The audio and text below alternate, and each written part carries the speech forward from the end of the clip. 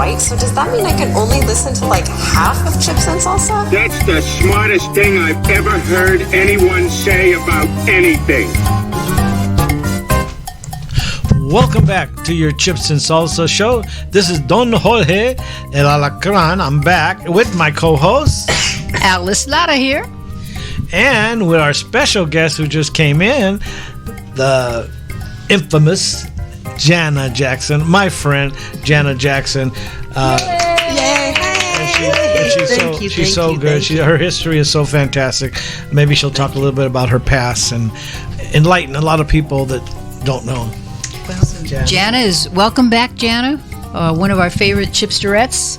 She is here for a lot of reasons, and we, of course, first want to mention she is running for the Legislative District number 28 for the Arizona State House.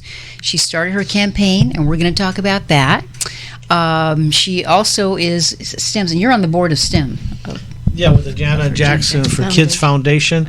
It helps inner city youth with different academic programs and mentoring with, we bring in sports people. We bring in people from the community to mentor these students at an annual conference that we do. We didn't do it for the pandemic because the college was closed that we do it at, which is Glendale Community College, I believe, right, Jana? That's right. And we bring in the Dodgers, we bring the White Sox, we bring in the Cardinals, we bring the Coyotes.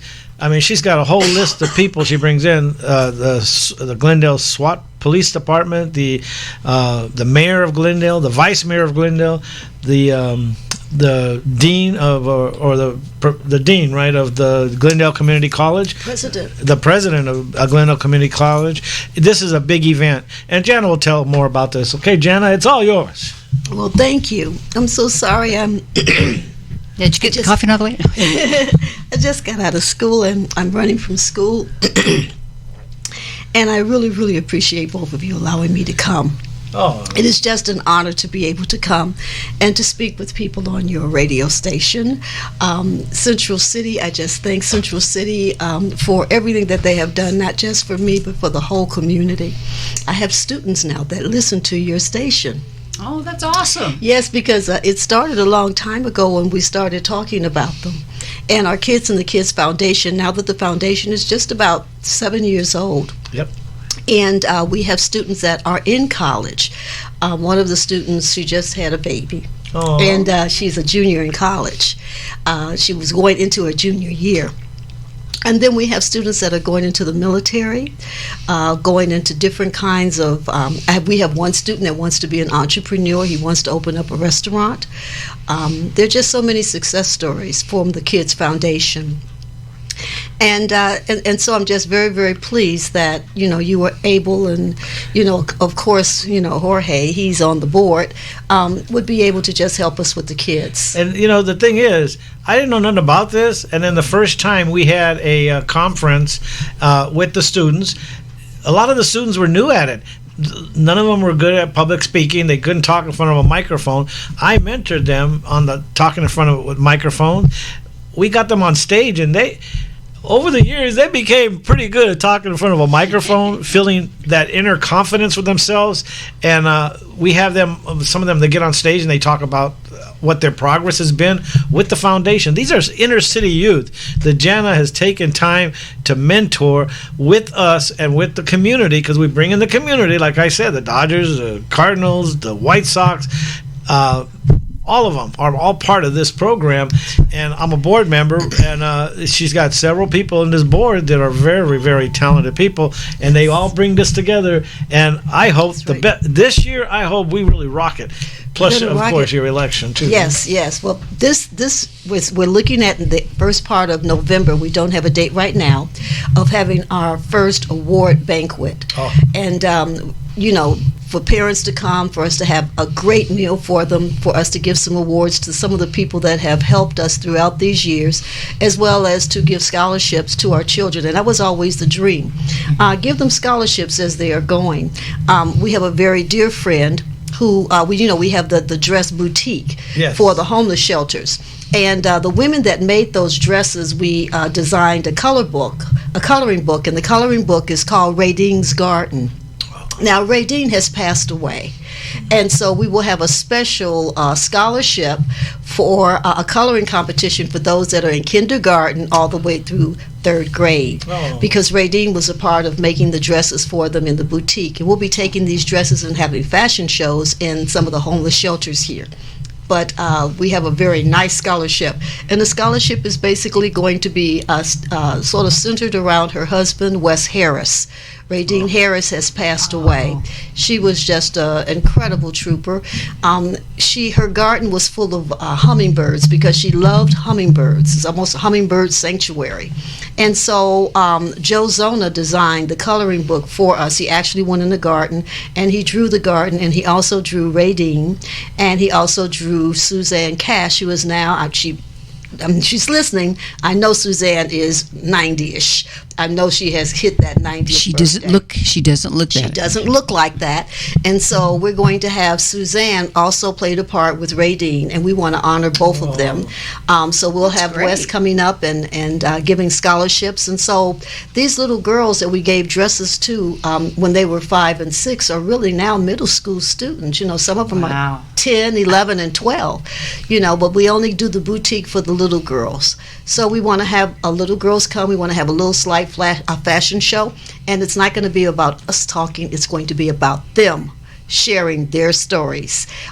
We have another young man who needed undershirts.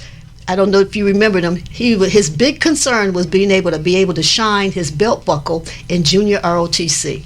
And he said, Miss Jackson, what do I need? And I said, I don't know, but I'm going to go to some of these LDs and I'm going to ask the men, what do you need to shine your belt buckle? I asked Jorge, what do you need to shine a belt buckle? And then I noticed that he didn't have an undershirt. So, you know, they have to wear undershirts under their uniforms, and, you know, they're sort of ragged sometimes. And they have dress shoes that they are given, and they didn't have socks.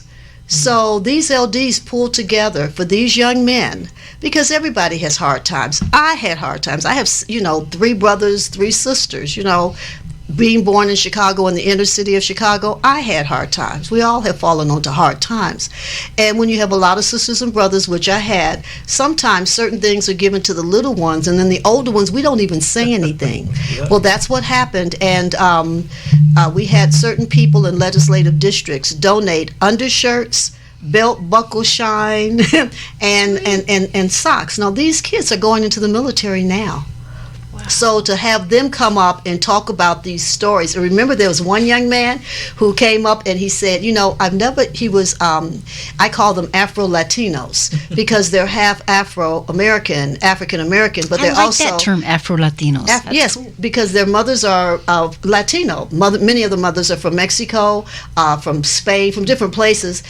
But their fathers are African Americans, and so they're Afro-Latinos because you just, they look, because they're a combination of everybody. So, he came up and he said, Miss Jackson, I've never talked to a white person before. I said, now that's incredible. What? He was on the stage. I went running. Okay, no, you have, because you have teachers. He said, yes, I have teachers. He says, but with this LA Dodger, and he was on television, he was a pitcher. He said, no, I just chilled out. And that was so important to me, because it's not about talking, because of course you see people on the bus, you see people all over, hello, how are you doing? But he just meant, and he said it, to everyone. This LA Dodger had tears in his eyes. Aww. Because he said he remembered what it was like every day. He had to go to the Boys and Girls Club every day after school because his mom had to work. And his unit, he was able to talk to kids but he said that I never really spoke and chilled out with adults. So these two from 2 different groups, ethnic groups, come together because they shared a bond of what it was like to talk to people but not really just chill out. So those are some of the success stories we have. The foundation is incredible. It's just KIDS, knowledge, integrity, discipline, and spirituality. Yeah. You have done such a phenomenal job, and I want to encourage our listeners, watchers, go make a donation if you can, or any way that you can support them. It's www.janajackson with the number 4 KIDS. And even if you Google Jana Jackson KIDS, it'll take you right to the website. It'll pop right up. And then remember too, a lot of you followed us, so you know that Jana is also a teacher. I mean, she Yes. does so many things. Quite amazing. And the thing, the Thank you. foundation also does a space camp. Oh, yes. They do it every summer in the public libraries, maybe 7 libraries, and it encourages parents to bring your kids to the library, and they teach them about all kinds of space things, robotics. Yes. It is fantastic, and I think it's free. Oh yes, it's free. We have done it now. We've not only gone into the libraries. We've done it in Goodyear. We've done it in Payson. We have gone to the reservations. So we have really spread out. One young lady from Fountain Hills. We also go to Fountain Hills, Scottsdale. She lives in Fountain Hills, and she went through the space camp. She wrote her some type of a literary report on what she did and took first place in her age group in the state of Arizona in speaking. Wow. And so, we have some, like I said, just And don't you have beautiful something success going at stories. the schools for engineering? Yes, that we also, and got our first grant. We got a really large grant. Me Excellent. considering large, but we got a very large grant from DEPCON, which is with Jim Lehman. Jim Lehman, I was going to Yes. say, yeah. Yeah, but not so much him. He gives so much money to so many people that we applied, put in the application, and we got a very large grant for our engineering program. Excellent. And that means that we'll have more computers. We already have engineering software. We'll have a lot more things in engineering. And this summer, not this summer, but next summer, that engineering camp then will be available, and it will be free. And the thing is, what's it called? Engineering? Right. Well, moniker, right? Right. Well, we have the athletes.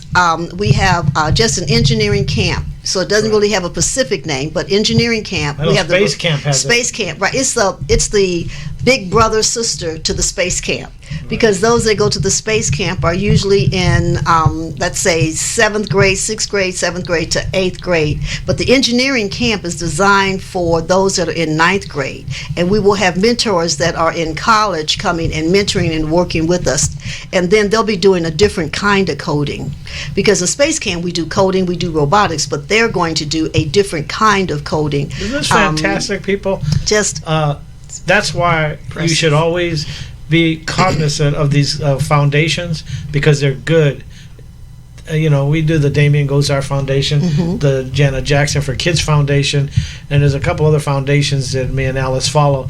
But these are pivotal in the community. You need to be part of it. You need to contribute if you can, either monetarily or volunteer, because we could always use volunteers. So Jana Jackson will speak more about the website where you can contact. They're so powerful, though, because like George says, they work within the community, and like this has gone valley-wide. We've been talking to Jana for quite a few years, and the cool way that it's expanded and grown, and it just keeps going. And there's a lot of good people that care about this. And George, you've been with them now for quite a few years. Oh yes. And it's just, we're proud and honored to be able to be a part of it. And I love it. It's for the community. It's for the like I said, inner city youth, people that don't have the opportunity, like other places where you go to a special school and all that. This is the foundation helping them, giving them that lift so they can attend the bigger universities and institutions, or even get jobs with the aerospace and stuff. And Jana Jackson is doing so much for the community. I commend that highly from her, and it's like I've always followed her. I like her message to the community. Well, I wanted to also say, I'm just going to cut you off because we Oh, got to okay. go to break real quick. Okay. Because when we come back, we're going to talk more about, we'll talk still about your foundation, but also about her campaign. There's a lot to talk about in this upcoming event. So please tell your friends, share this show, because the more the merrier. And this is the Chips and Salsa Show with Alice Lara and Don Jorge. our wonderful guest, Jana Jackson. So don't go away, because we'll be right back. Central Phoenix. And now, back to more of the Chips and Salsa Show. So, which of the Latin countries are you from? The one with the Civil War, the one with the cocaine, or the one with the fancy hats? And guess what? We're back here with the Chips and Salsa Show. I'm Alice Lara with Don Jorge. Chipsters. Thank you for tuning in today, because if you just tuned in, you missed a little bit of the show, but that's okay. You can go back on the Central City Radio app. You can download it free and catch the rest of it with our wonderful friend, Chipsterette, I like Jana Jackson. Thank you. And we're so happy to have her here. We talked about her foundation, the first part, but we'd like to focus this segment on her campaign. We are just thrilled that Jana has decided to run for Legislative District 28 for the Arizona House. We think she's a fabulous candidate. And what better way to represent the community as actually to run and be elected and still do the foundation work, because your politicians that are in there, some of them do belong to foundations and they do contribute and they still represent their communities very faithfully. Yes. we've known Jana now for a while, and her Quite a few background years. is a teacher. And, she's been in our Republican women's clubs. We've done things politically and everything. She's extremely well spoken. She's got a beautiful singing voice as well, too. And, of course, we are convinced that you're a fantastic, wonderful candidate. But we want you to learn more about Jana. And if maybe you don't live in Legislative District 28, that's okay. If you're in Arizona, you might have friends that do. Or I think even if they live out of state and want to send you a few bucks, they can do that too, can't they? Anyone, right, because we have a campaign. Anyone, because I'm not running clean election. Clean election is designed, for some people I think it worked, but it didn't work for me. There were places in my district that I needed to put up signs, and we just didn't have enough money for signs. And being a teacher, there's only a certain amount of things you can do with your life. You know, I'm a single mom. My children are all gone. 7 children. Empty nester? Empty nester.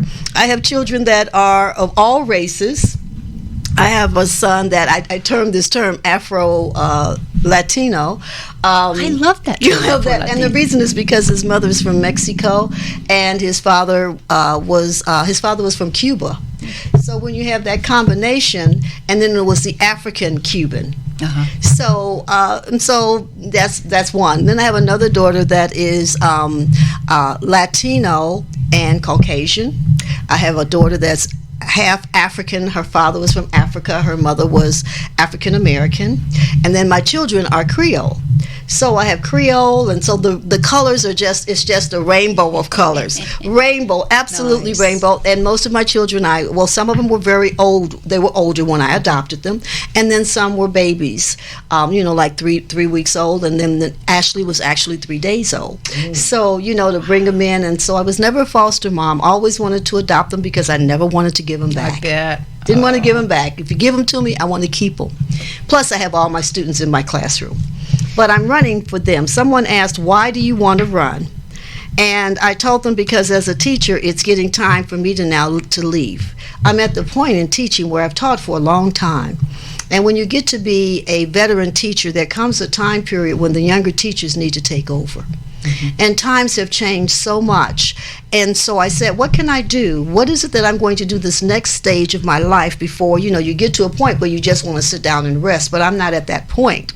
So the one thing I want to do is I want to go into being able to establish policies and follow through. So we have a lot of politicians that, they go into politics for all different reasons. But my reason is to keep education alive. My goal and dream is to be on the education committee. There I want to be able to look at different issues that are here in the state of Arizona and help develop good policy for them. Because if you can develop good policy, you can help your community. And people don't understand that the reason why they are actually developing policy is for us. Sometimes people forget that certain jobs are called service jobs. A teacher has a service job. You do it not because of how much money you're going to make. You do it because that's a service that you give to your community. And teachers like me that have been only in teaching, I've never had any other kind of job. I worked for NASA, but I was an aerospace education specialist. Still education. I worked at the university, but I was still a university graduate student that actually did student teaching, reviewed student teaching for teachers going out into the community to be teachers. I've taught at Haskell University, Native American University, to teach education, teaching styles, and cultural diversity. I also went to Italy. You wouldn't think, well, Italy, that's not really cultural diversity, but it is. I did teacher training workshops to teach the teachers in Italy how they can actually diverse their curriculum so that was another teaching. So all my life I've taught. I've been involved. And now at this last stage of my life, as I'm looking at now, I'm getting into a retirement age. I need to go and I need to start developing real policy. Real policy means that once you pass, this bill is now going to pass. Now we're going to see what it looks like out in the state of Arizona.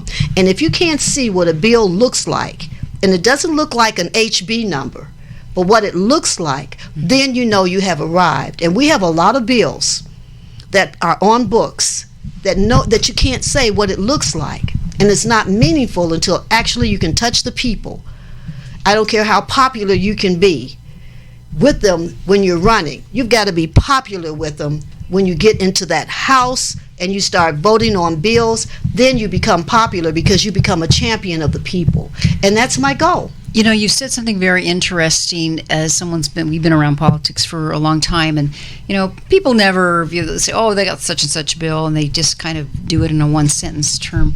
But these bills are pages and pages, sometimes very complicated, and that's one good thing that you could bring, because you can actually break it down and educate the person on what this bill is really about and the meat of it. And you know, we have to ask about critical race theory too. But what are some of your ideas when you get in there, and maybe you probably already have some ideas of some bills you're going to try to sponsor, some policy issues already. I want to sponsor policies of what people want. So one thing that I said is uphold the U.S. and Arizona Constitution. Now I have to go back to the parents that are listening and for people that are my age and older.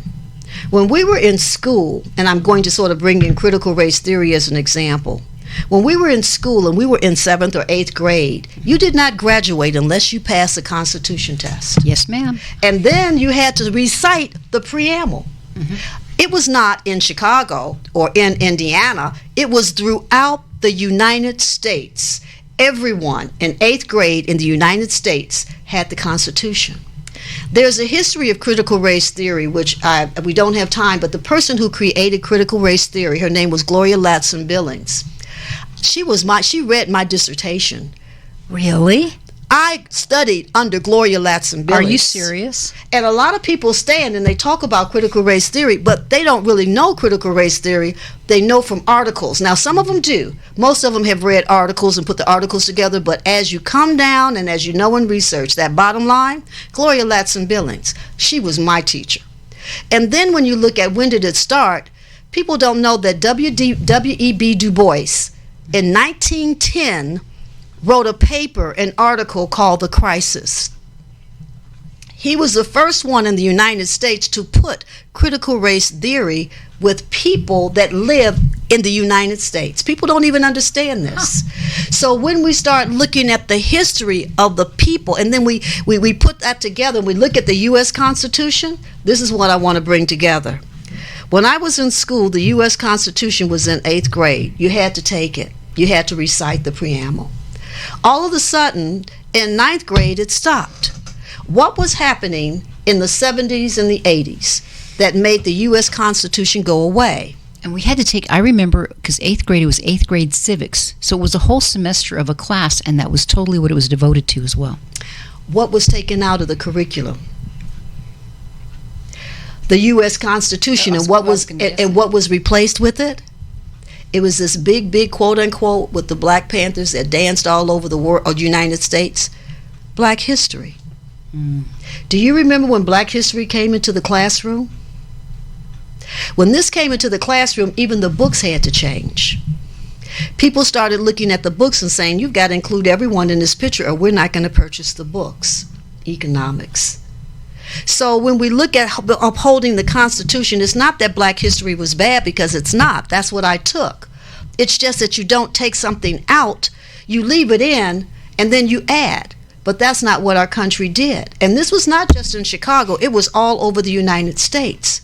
So that's when civics was no longer taught in the school. It was taken out. And we allowed it to stay out for 25 years. Now we understand that there is a generation of children right now that do not know the Constitution because it was taken out of their curriculum. When we start talking about the preamble, and I say recite it, and I say we, the people, Everybody joins because we had to learn it of America. To form a more perfect. I had you to, you still have it. That and ducking under the table when the sirens. That's right. We all did that. So we can't expect my children and that generation to understand the meaning of the preamble because they never received it in school. And so now we need it. And consequently not freedom. They don't understand freedom. And you got to memorize it to be able to recite it. You got to memorize it and then you learn it. We're going into another break. So we'll be right back with your chips and salsa show. Or Mac thought maybe he was going to bring me some chips and salsa. You got me hungry there. Good. Yeah, right. That sounds good. Well, we got to get back to that. We'll be right back with more of the Chips and Salsa show here on Central City Radio, Talk Central Phoenix. Alice Lara with Don Jorge El Alacran. And our wonderful guest, Jana Jackson. Don't go away. Come back. Come back. For more chips and salsa. Well, sir, while I may not agree with what you say, I'll defend to the death your right to say it. It's the Chips and Salsa show. I can't believe it's the very last segment because the show is going so fast because it's been a good show. Say it ain't so, Alice. It's so. I'm Alice Lara. I'm aquí con Don Jorge. Alacran. Oh, I went all Joe Biden on Jana. Alacran. I have to say, before we go and resume our talk with Jana Jackson, I was watching Diamond and Silk the other night. Do you know what they call him? Jim Crow Joe. I just love those ladies. They're awesome. We are talking with the wonderful, the beautiful, the candidate for Legislative District 28, Arizona House Representative, Jana Jackson. No, it's not Janet. A lot of people say, oh, it's Janet. No, it's not Janet. If it helps you remember her name, that's okay. But it's Jana Jackson. So I'm going to go right to her. She wants to tell you first how to get a hold of her website and all that good stuff. And then we're going to continue on more with the campaign conversation, right? Yes, all right, Jana. Yes. Well, my website is very, very simple website. It's the same as my Gmail. It's Jana Jackson AZ at gmail.com or janajacksonaz.org. So because it's so simple, it's my name. And if you go on my website, I really, really need for you to donate. If you can donate and contribute $1 to $5,000. And let me tell you, I did a program Saturday. And there was this little girl that was in the audience, and I was, after my talk, I spoke on critical race theory, and she came up to me and she said, "Here's $1." Oh, how sweet. Oh, my heart just broke. I said, thank you so much. I even went out and bought her this beautiful card that I want to send to her. But, it's true. Every dollar counts. And when she came up and she handed me that $1, I had tears in my eyes because that's a baby. And I said to myself, and I also said to the audience, that I am running for her. Yes. And I told her, I said, I'm running for you because in the next 20 years, I'm not going to be in politics. I'm going to be sitting around looking at television. The television may even have like a 3D where it actually comes out. I don't know. Holograms. But holograms, I don't know in the future, but I know that I will not be running for an office in 20 years. But she can. And so it's just in my heart that I try to touch as many young people as possible to say, we are doing this for you. So you're not going to be like a McCain or Pelosi or Biden. No, I'm not going to be falling down any stairs. I'm not going to be going up and falling down stairs. Nope, that's not going to be me. I'll be sitting down and hoping I'll have grandchildren and maybe even, no, I don't want great-grandchildren, just grandchildren. I don't want the great-grandchildren right now. That would be a little bit pushing my children, but I want to enjoy that time. And we're doing this for them. It's not about me, and it's not about you. It's about our kids. Right. And if we're going to make up, like I said, 25 years of no U.S. Constitution, 25 years, and it's my fault. I went on and let it happen. I wasn't even thinking about it until all of the sudden the crisis came, and now I'm thinking about it, and now I've got enough time now to start putting the civics into our curriculum. If you can put all these other things into the curriculum, you can put civics into the curriculum. Our kids should be taught. And there's Red Skelton actually had a piece that he did before I was born. And he said, if you can go and Google him, wouldn't it be ashamed if we took God out of the Pledge of Allegiance? Our good friend Brad Zinn, who I know you know, Brad, Yes. does a whole rendition. He does that. It's a we've played beautiful, that. Yeah, we beautiful. played one. Yes, you've played it. Absolutely. So, yes. So, I want to anyway. ask you, though, on that same note, all right? The U.S. Constitution, like you say, we got to teach our kids again. What is, I feel very embarrassed about this, but as far as our state legislature and our laws in education curriculum, is there a mandate? Like, do most schools have civics anymore? I mean, I don't know. It's terrible. I don't have kids, and I should know, but I don't. What we teach in the classroom is based on our standards. That means I make a contract with the state that I will go in and I will teach the kids these standards. The standards are usually developed by the Department of Education, and then the House can design bills, so then that way whatever is stated in the House of the Department of Education, our state can pay for it. You know, our state can support it, and then it goes to the governor's office. Well, right now, nobody really had an interest in civics. So we have to put that into our standards. Once we put it into the standards, then teachers, that contract, they're saying, I'm going to teach what's in the standards. So if it's not in the standards, no, if civics is in the standards, then we wouldn't be fighting for it to get into the schools. Teachers teach exactly what is in our standards. And the standards is a contract. And we have Arizona state standards and we have national standards. The Arizona state standards are the ones that we as teachers teach by. And the standards are very broad and very open. And then as a teacher, I have to look at the standard and then make objectives from that, like mission statements. Because I teach science, I'm going to make sure that I put in all my science terms. I'm going to put in my vocabulary. I'm going to make sure that the readings reflect. But everything that I do is going to be based on that standard that I'm following. And most teachers have maybe 6 standards a year. So if there's no civic standard, there's no teaching of that. And that's how you can tell what's happening in the classroom. That's how a parent can tell what's happening in the classroom. You just look at the state standards, and they're actually on the website for the Department of Education. And if you don't see civics in a standard, that means it's not being taught. And that's how you sort of know whether or not it's being taught. If the U.S. Constitution is in the standard, then that means a teacher is obligated by law to teach that standard. If she teaches something going outside the standard, then she's not following the directions of the Department of Education and can lose her certification. I know that you'll be working on that. Just when, like, we found out years ago that all of a sudden they were not teaching cursive. Well, the state legislature did. They got together and said, guess That's what? how it's you know done. What? You are going to teach cursive. It is going to happen. And that one I discovered by accident. That's a whole other story. Yes. But I know you want to talk again about what's happening, your event coming up, and events coming up as well. Yes. So it's just a strategy that because I need fundraising so badly, every month I will have a big fundraiser, and I'm going to have keynote speakers speaking, and then I also speak.